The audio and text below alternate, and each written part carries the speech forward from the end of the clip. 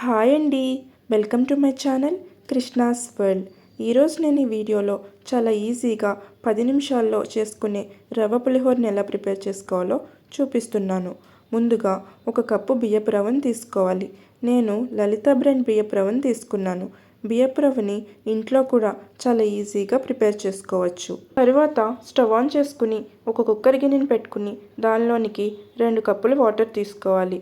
దానిలోనికి చిటికెడు పసుపు, రుచికి సరిపడా ఉప్పు, 1 స్పూన్ ఆయిల్ వేసుకుని బాగా మిక్స్ చేసుకుని మరగనివ్వాలి. ఇలా నీళ్లు మరుగుతున్నప్పుడు దీనిలోనికి 1 కప్పు బియ్యపు రవ్వని వేసుకోవాలి.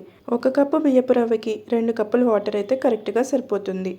కుక్కర్ లిడ్ పెట్టుకుని విజిల్ పెట్టుకుని 2 విజిల్లు వచ్చేంత వరకు ఉడకనివ్వాలి.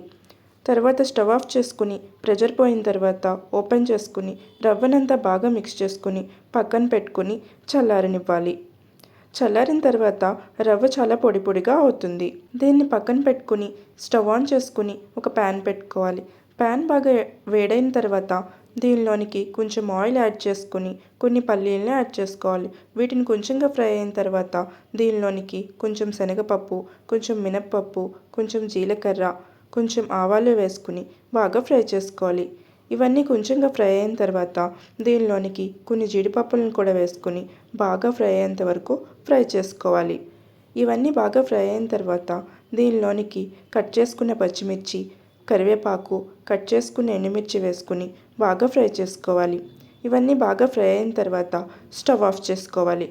స్టవ్ ఆఫ్ చేసుకుని మనం ముందుగా ప్రిపేర్ చేసుకున్న రవ్వని దీనిలోకి యాడ్ చేసుకోవాలి. నిదానంగా దీన్నంతా బాగా మిక్స్ చేసుకోవాలి. రవ్వ పులిహోర కూడా అన్నం పులిహోరలాగా చాలా టేస్టీగా ఉంటుంది. దీనిలోనికి 1 నిమ్మకాయ రసాన్ని యాడ్ చేసుకోవాలి. 1 కప్పు రవ్వకి 1 నిమ్మకాయ రసం అయితే కరెక్ట్గా సరిపోతుంది. నిమ్మకాయ రసం వేసుకుని దీన్నంతా బాగా మిక్స్ చేసుకుని ఒక సర్వింగ్ బౌల్లోకి తీసుకుని సర్వ్ చేసుకుంటే ఎంతో టేస్టీగా ఉండే రవ్వ పులిహోర రెడీ. మీరు కూడా ఒక్కసారి ఈ రెసిపీని ట్రై చేసి ఎలా ఉందో కామెంట్ చేయండి. మరిన్ని రెసిపీస్ కోసం నా ఛానల్ని సబ్స్క్రైబ్ చేసుకోండి.